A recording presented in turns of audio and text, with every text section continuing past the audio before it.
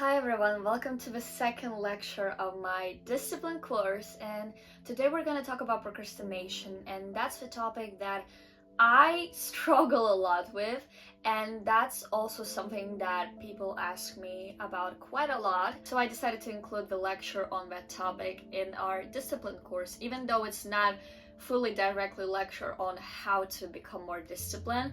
I think procrastination and discipline go hand by hand, and at the end of the day it's truly an important topic. So I want to start with my own reflections and the things that I noticed in my own life when it comes to procrastination. And one of the main things that sort of make me procrastinate is lack of purpose or passion, or in other words, lack of understanding how the thing that I'm gonna do will give me the results that I want to have in my life. And that might sound really weird, right? Because I talk a lot about goal setting and micro tasks, but I think even though I write down my goals, a lot of times I just simply forget how the task that I'm gonna do right now, or I have to sort of do, correlated with the dream life that I want to have. Because a lot of times those small tasks that we procrastinate on, they're not really the ones that will show us the biggest results, or they're not the ones that actually excite us. So in those moments when you can't really connect the dots between what you do and how it's gonna lead you to the results and the lifestyle and the dream outcome that you want to have, it's pretty hard to make your own self move and take on action, because our brain has to be reminded about the importance of the task and how it's gonna influence your life. And for me personally, journaling is one of the ways how I can remind myself about the importance of those little tasks that I'm procrastinating on, or it's one of the ways how I can clarify the road in front of me for my own mind, so it wouldn't feel like, oh my god, there's so many big goals that I can't really comprehend, and like, where am I supposed to go, how am I supposed to act, why would I act in the first place? And it's like, there's so many questions and doubts that you have before you actually take the action. And journaling is one of the coolest way how you can sort of write your thoughts down, and while you're writing it, you would find the answers on your own questions, and you would find something that would defeat this doubt within your own brain, because like, you know your purpose, you know why you need to do something, you know how it is important, and you know about importance of consistency. So the only thing you need to do is not to like find your purpose or make yourself move. It's like, just remind yourself by like 10-minute writing session one more time about your why, about the connection between this small task and the end goal. And it's just like, I know I said it before so many times, and it's such a simple idea, and I repeated myself already maybe 10 times, but I'm doing all of that and repeating my thoughts and giving you the same sort of exercise because I want you to understand its importance. I personally, again, struggle with procrastination sometimes, and what I've found is that the minute I just write down why it's so important to stay on track, why it's important to do this exact little task that I don't want to do, and I sort of actually explain to myself that this thing is actually exciting. Like, you need to convince your own brain that the things that you don't want to do are actually not scary, not stressful, and they're actually exciting, and they're leading you to where you want to be, and like, oh my god, that's cool. Also, the thing that started to help me quite a lot on my journey with procrastination and like discipline is this sort of mindset switch. When you start to change the language you use when it comes to work. And one of the examples of that is actually pretty effective is, I get to do that instead of I have to do that.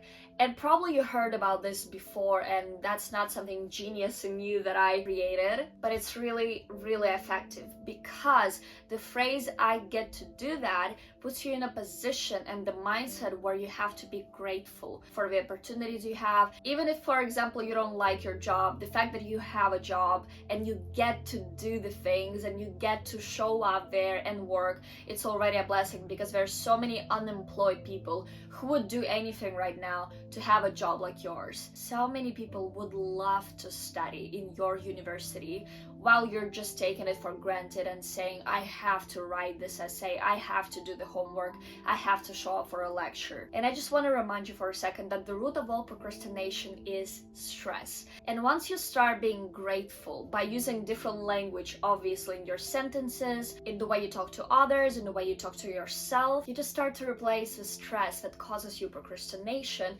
with gratitude that is so much more powerful, that is so much more inspiring. And this positivity, in the same way as stress, causes you action instead of inaction. You know what I mean? I hope I explained it well, but I just want you to understand that you're pretty lucky, and the fact that you have this education or job or opportunity or personal brand or whatever it is that you're procrastinating about is already a blessing. And I'm not saying, okay, don't improve your own life, don't improve yourself if you just like live better than someone else. Definitely not, because at the end of the day, our lives, it's our responsibility. But what I'm saying is simply stay inspired, stay grateful. And this sentence is coming from a person who is really like control freak and obsessed with growth, and so many times in my life I just don't appreciate the things that I have, and I just simply strive for more, and I don't even take time to be grateful for what I already achieved and what I have. And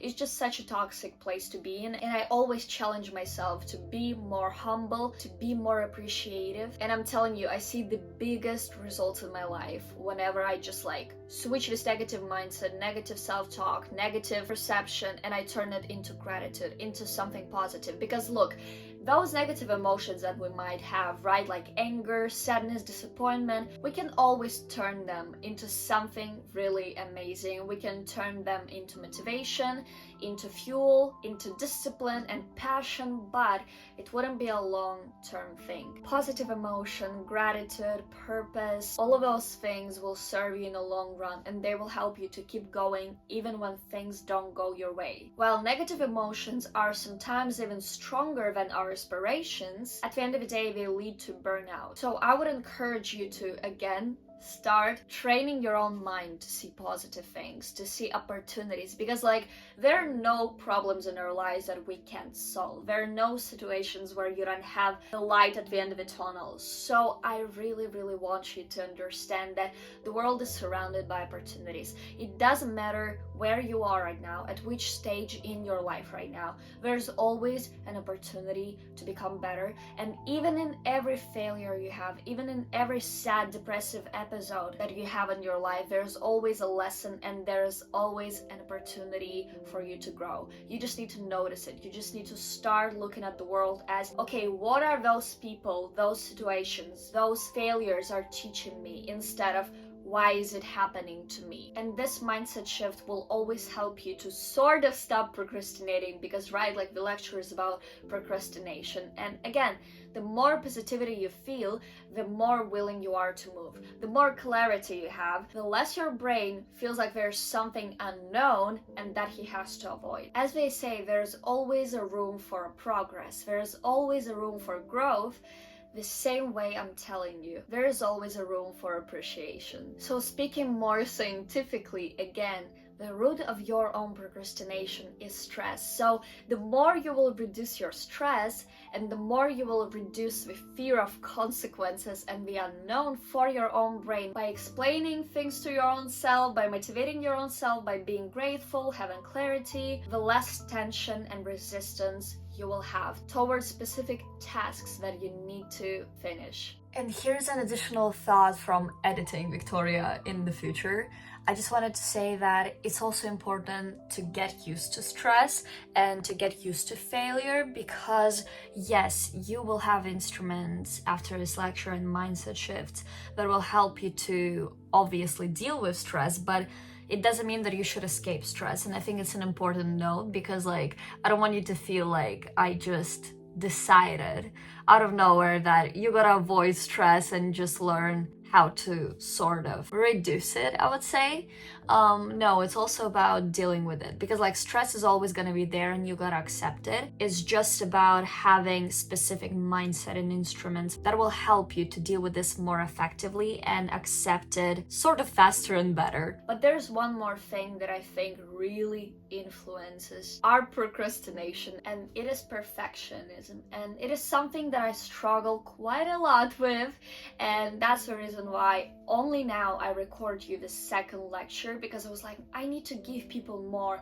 I need to give them an amazing lecture that will help them. I need to have a good setup. I need to have a good quality. But at the end of the day, perfectionism is a lie. It's just an illusion. And explaining it in simple terms, your perfectionism is ruining your own life. Because if you set those high standards to your own self before you even started, before you even gained a skill or had an experience, first of all, you're setting yourself up for a failure. And not because you actually failed, but because your actions and your results and your product or whatever you have to do didn't meet the expectations that you had. And in your eyes, it's gonna be a failure. And it's just gonna have this negative effect on your self-perception, on the way you see your work. And simply you will feel even more stressed that again will lead you to even more procrastination. So what I want you to remember, your first product will suck. Your first video will suck. Your first essay will suck. Your first business will suck compared to all of the businesses you will build later or the company that you will build later.